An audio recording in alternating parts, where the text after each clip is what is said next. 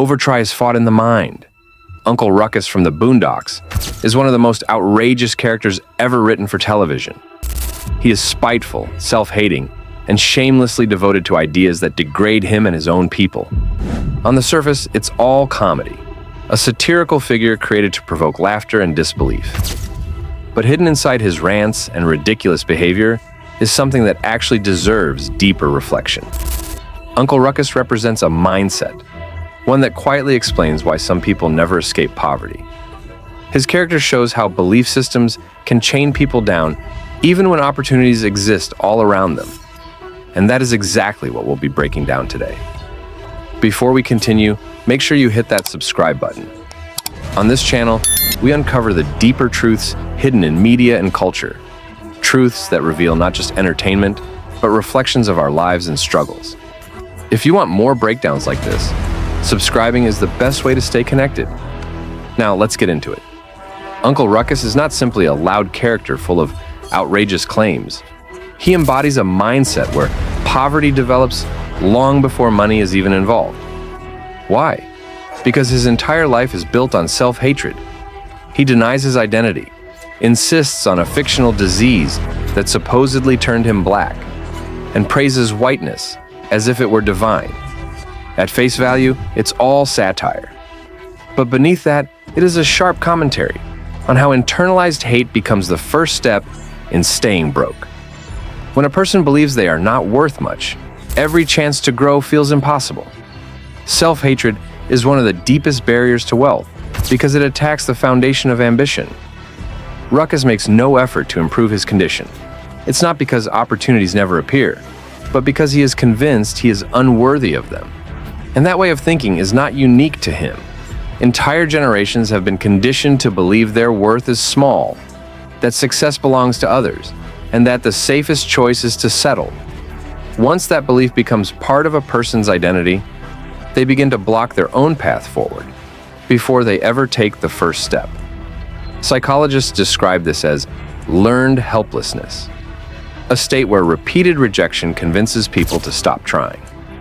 For Ruckus, this helplessness affects his entire worldview. He sees no point in effort because, to him, failure is inevitable. He mocks ambition, ridicules his own people, and turns despair into a source of pride. On the surface, it plays as comedy, but beneath the humor lies a serious truth. Poverty is not only material, it is mental, and the chains of the mind can be tighter than any prison. This is why self-respect is the starting point of wealth. Money can be taken, jobs can be lost, and markets can crash. But the one resource that fuels recovery is the belief that you are capable of more. People with that inner foundation keep pushing when the world pushes back. People without it collapse even when doors are open in front of them. Uncle Ruckus represents the latter.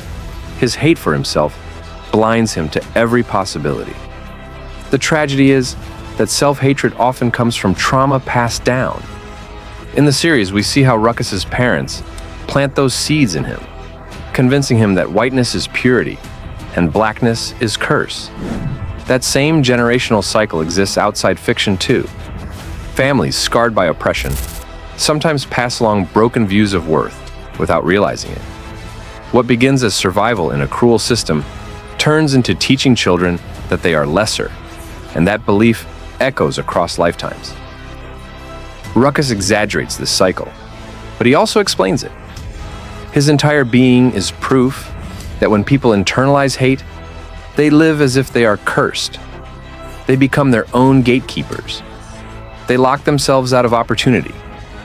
Poverty becomes permanent, not because of lack of talent, but because of lack of belief. And that is why his character forces us to confront a truth few want to admit: the first battle against.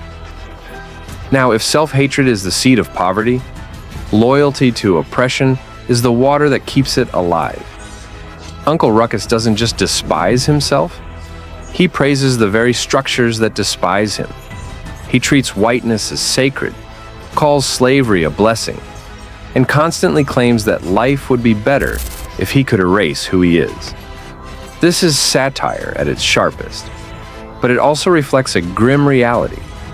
People can be so conditioned by the systems that harm them that they end up defending those systems, even while suffering under them. Ruckus takes pride in being obedient. He believes survival comes from submission. When we see him cheer for punishment, mock protest, or even argue against freedom, he is revealing a psychological pattern that plays out in real communities. People internalize the idea that safety comes from compliance, not resistance. They choose to accept unfair wages, harsh conditions, or demeaning treatment because they believe rocking the boat will only make things worse. It is survival logic turned into a permanent worldview. This loyalty has a cost. When people are taught that authority is always right, they stop questioning whether authority is just. That mindset blocks progress. It convinces workers that exploitation is normal. It convinces families that generational poverty is inevitable. It convinces entire communities that asking for better is dangerous. Uncle Ruckus clings to this mindset with desperation, and the result is that he lives his life as a servant, proud of chains that were never meant to break for him. We see this in everyday financial life as well. Some defend payday loans, credit traps, or jobs that barely pay because those systems feel familiar. Others repeat slogans about hard work being the only path, even when the numbers show that the playing field is stacked against them. This isn't stupidity, it's conditioning. Once people have been taught that the system is unshakable, they would rather believe in the fairness of oppression than face the terror of realizing it was never fair to begin with. For Ruckus, this loyalty provides identity. He is not just a man struggling to survive. He is a man who feels valuable when he enforces the rules of those above him. In this sense, he reflects another poverty trap, the search for dignity through servitude. Some people build their self-worth on how well they can follow, rather than how well they can lead or create. It feels safer to guard someone else's door than to try to build your own house. Ruckus teaches us a painful lesson. It is possible to be so devoted to an oppressive system that you defend it more fiercely than those who benefit from it. That is the trap of worshiping the chains. Poverty is preserved not only by those who design the system, but by those who keep it alive with their loyalty. Another important thing to notice is that Uncle Ruckus is never part of a community.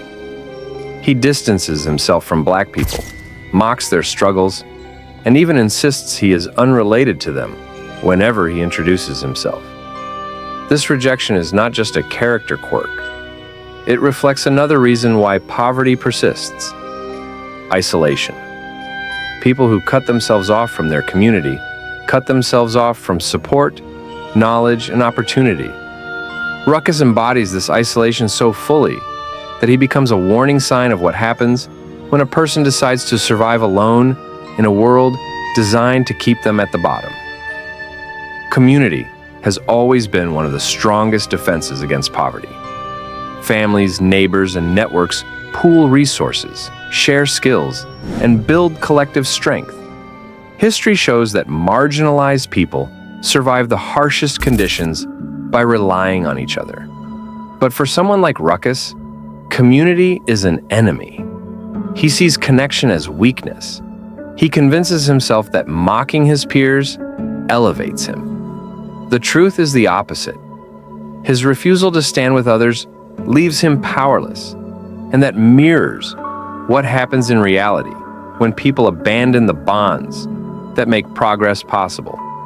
The financial system is not built for individuals to thrive alone. Success often requires collaboration, whether it's learning from mentors, building cooperative ventures, or joining movements that demand fair treatment. Isolated individuals have little leverage. They are easier to exploit, easier to ignore, and easier to discard. Ruckus highlights this vulnerability. By rejecting his community, he strips himself of any shield against the structures he idolizes. His only defense becomes obedience, and obedience keeps him poor. Isolation also damages perspective. Ruckus has no mirror to check his own delusion. He surrounds himself only with his own bitterness, so he grows more extreme. This mirrors the way financial isolation can distort reality. When people have no peers to compare strategies, no advisors to offer alternatives, and no community to share experiences, they normalize their own suffering. They convince themselves that struggle is natural, that debt is unavoidable, and that wealth is something other people have. Without exposure to collective wisdom, they repeat cycles that keep them broke. This is why solidarity is so dangerous to oppressive systems. When people unite, they discover patterns. They realize their problems are not personal failures, but structural barriers. They recognize that change is possible when numbers are on their side. That recognition builds power. But when people like Ruckus ridicule unity, the system is safe. His hostility toward his own community is more than comic. It is a sharp critique of how division starves the poor of their only real weapon: togetherness. The financial system is not built for individuals to thrive alone. Success often requires collaboration, whether it's learning from mentors, building cooperative ventures, or joining movements that demand fair treatment. Isolated individuals have little leverage. They are easier to exploit, easier to ignore, and easier to discard. Ruckus highlights this vulnerability. By rejecting his community, he strips himself of any shield against the structures he idolizes. His only defense becomes obedience, and obedience keeps him poor. Isolation also damages perspective. Ruckus has no mirror to check his own delusion. He surrounds himself only with his own bitterness, so he grows more extreme. This mirrors the way financial isolation can distort reality.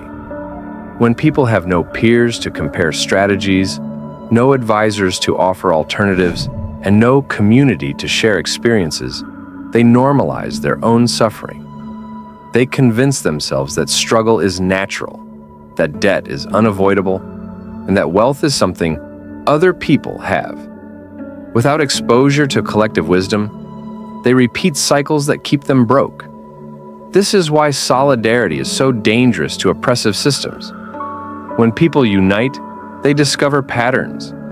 They realize their problems are not personal failures, but structural barriers. They recognize that change is possible when numbers are on their side. That recognition builds power. But when people like Ruckus ridicule unity, the system is safe. His hostility toward his own community is more than comic. It is a sharp critique of how division starves the poor of their only real weapon: togetherness. Ruckus is a parody of disconnection, but he also reveals a truth that applies to real life. Poverty is not just the absence of money, but also the absence of collective strength. The lonelier a person is, the weaker their defense against exploitation becomes. And once someone learns to hate their own people, they become an agent of that loneliness, spreading division instead of solidarity. To make matters worse, nothing is scarier to Uncle Ruckus than transformation. He clings to his beliefs, even when they are disproven, rejects evidence that could free him, and mocks anyone who suggests a better way. This is the final chain: fear of change. Many people stay broke not because they lack ability, but because they cannot imagine life outside of what they already know. Familiar misery feels safer than unfamiliar opportunity. Ruckus embodies this fear so clearly that he becomes a living warning of what happens when someone refuses to evolve. In the series, Ruckus is given moments where he could face the truth about himself. A DNA test confirms his ancestry. His past reveals trauma that explains his broken worldview. Yet every time he is confronted with facts, he chooses denial. He would rather double down on delusion than rebuild his sense of self. That refusal mirrors financial life. People cling to old habits, even when those habits drain them. They fear new careers, new investments, or new communities because the risk of the unknown feels greater than the pain of staying stuck. Fear of change also feeds on excuses. Ruckus insists that life cannot improve, that his condition is permanent, that his chains are natural. Many people adopt the same reasoning. They say wealth is only for others. They believe their background disqualifies them. They convince themselves that trying would only lead to embarrassment. Excuses become shields against the discomfort of growth.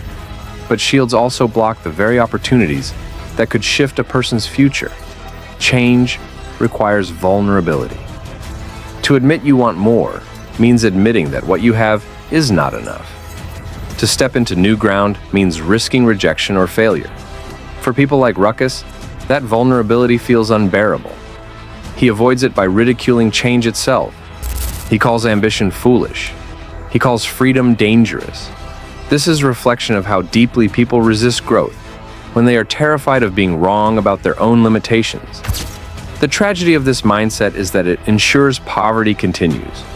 When people fear change, they never explore alternatives. They do not invest in new skills. They do not challenge unjust systems. And they do not build wealth outside of what they have been told is acceptable. The system doesn't even have to hold them down anymore. Their fear does the work.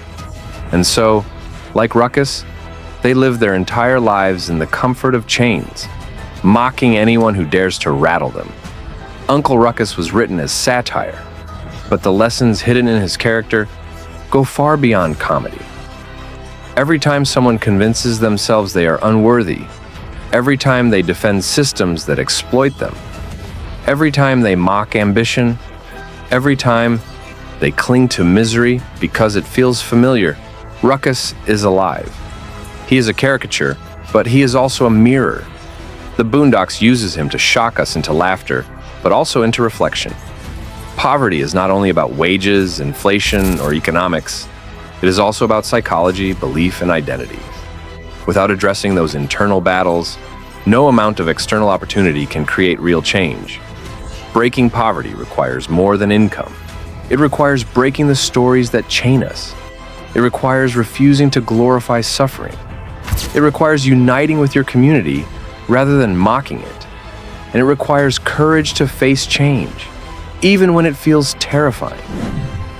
These are the battles Ruckus refuses to fight, and that refusal leaves him stuck. For us, the choice remains open. His tragedy can serve as our warning.